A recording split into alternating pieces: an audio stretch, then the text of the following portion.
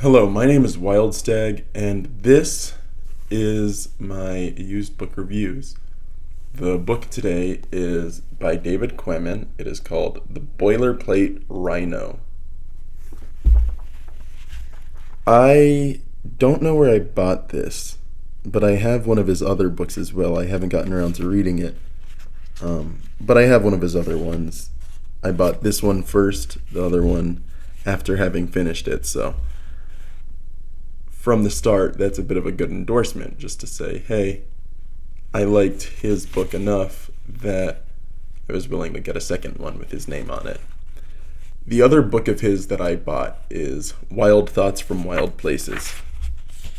All of these essays, and this is a book of essays, all of these essays were first published in Outside magazine in a column called Natural Acts.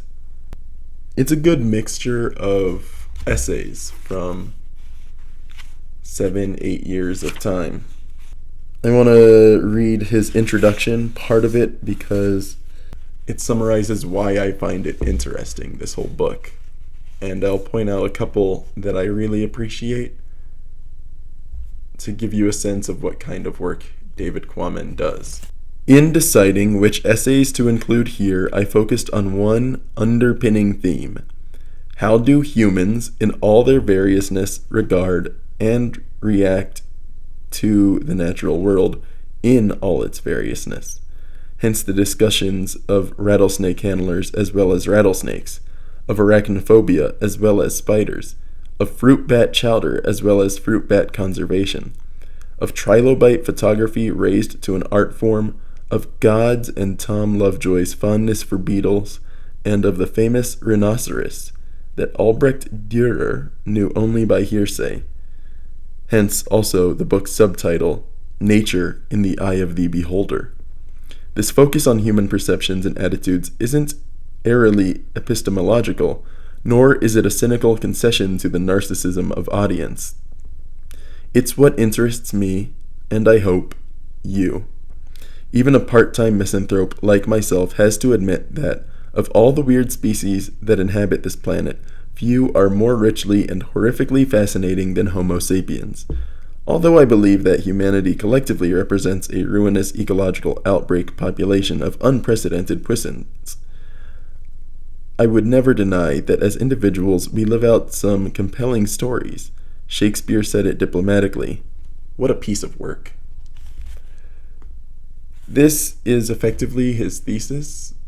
The two that I recall the best, I last read this I think in 2019, but the two essays that I really recall the most are the titular The Boilerplate Rhino and The Cats That Fly By Themselves. The Cats That Fly By Themselves starts on page 113. The subtitle of this article was Felis Catus at Terminal Velocity. And it talks a lot about the history of cats landing on their feet. And he goes into the history of cats, discussion about falling cats. We now have scientific support for the pre-scientific intuition that cats are different from other domesticated animals, but there's much that we still don't know. Among all the other intractable issues, one in particular interests me. What's the terminal velocity of a plummeting cat? Although the question sounds stupid and barbaric, it might actually be a matter of some gravity. From there, he launches into a history of the way cats have been treated throughout human history. Here's one line at the end of the historical part. So the cat scarcely is hurt when he is thrown off a high place. He then also goes into a bit of the science, describing what terminal velocity is and why it might matter. How could a free-falling body acquire angular momentum, that is, start itself rotating toward a new position without exerting leverage against another solid object? Most scientists doubted that it was important. Some scientists doubted that it was possible. A physiologist named Donald MacDonald about 3 decades ago made an elaborate study. He dropped cats from various modest heights, recorded their movements with a high-speed film camera, and published his diagrams and analysis in New Scientist. It's true, he concluded. Cats have perfected a little maneuver whereby they can right themselves during freefall within a blink. They do it by arching the back, twisting the torso independently of the hindquarters, and then finally bringing the hindquarters around too. MacDonald's work mostly focused on the conventional notion how cats cope with dangerous falls by landing feet first. The rest of it goes into the journal entry high-rise syndrome in cats was about 132 cats within a 5-month period, and the survival rate and injury rate of those cats. This is in New York City, from what I recall. There's some just really funny lines in here, but it also is scientific. It's historical. It's a very fun read. And I recall it just from a couple years later, just how funny it was reading about a veterinarian on a 62nd floor of a New York City building and investigating all these injuries of cats falling from high places. It's a really funny one to me. The other essay I really recall from this book is the one the book is named after, and is titled The Boilerplate Rhino. The subtitle, Nature as Concocted, Nature as Found. On Twitter in the last couple of years, there's been some joke threads about I asked my girlfriend, or I asked my spouse, or I asked my friend, brother, sibling, a person close to me that has never played Pokemon or some other, game with a variety of monsters, to try and draw these creatures by a brief description. And that's kind of the modern form of what the Boilerplate Rhino is about. In 1515, a rhinoceros arrived in the port of Lisbon as dolefully and terminally displaced as King Kong in New York. From there, the essay gets really funny, and it talks about a German artist, Albrecht Dürer, in Nuremberg, based a pen and ink drawing that he entitled Rhinoceron, and it survives in the British Museum, and it's a one-of-a-kind artifact. He produced a woodcut from that drawing, and it became a pop icon, and he concocted his image secondhand. If I can find it, he apparently drew it as a very Tink-like thing, because the rhinoceros he saw, or he had heard described, rather, was from India.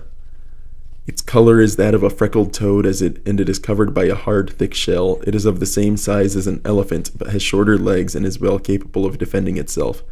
On the tip of its nose is a sharp, strong horn which it hones whenever it finds a stone. He had heard that the rhinoceros was plated protectively with panels of stiff skin, so he gave it a suit of armor.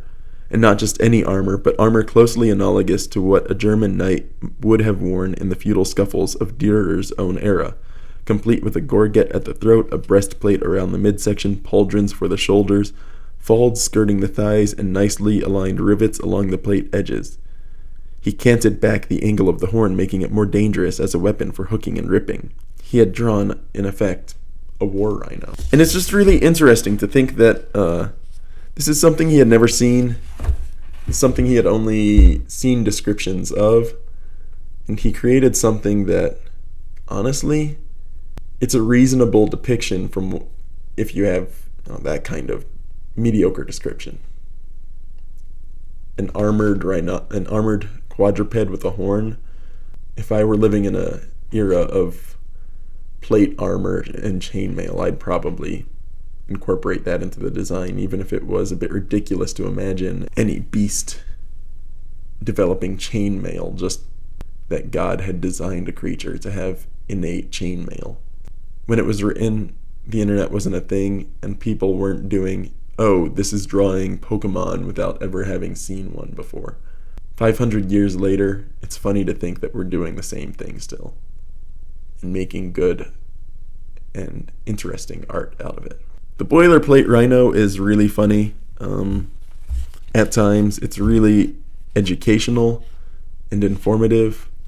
I'd probably come back and read it again if I had the time. Just thumbing through it, there's a chapter about fruit bat, and I was reading that just before making this video, and I like it. Like he said in the introduction, he really examines every part of it, from fruit bat conservation to how you prepare it to where it comes from, the stuff that they do actually eat.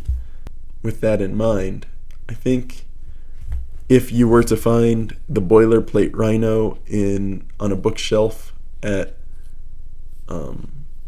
your nearby or local used bookstore, your preferred used bookstore, I'd suggest buying it.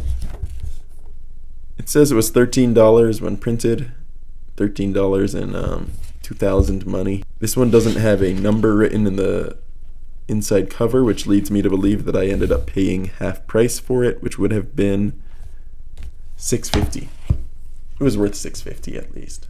I'm not sure. $13. I don't think I would ever pay for this new, but I liked it used. So that's the Boilerplate Rhino. My name is Wildstag, and thank you for tuning in.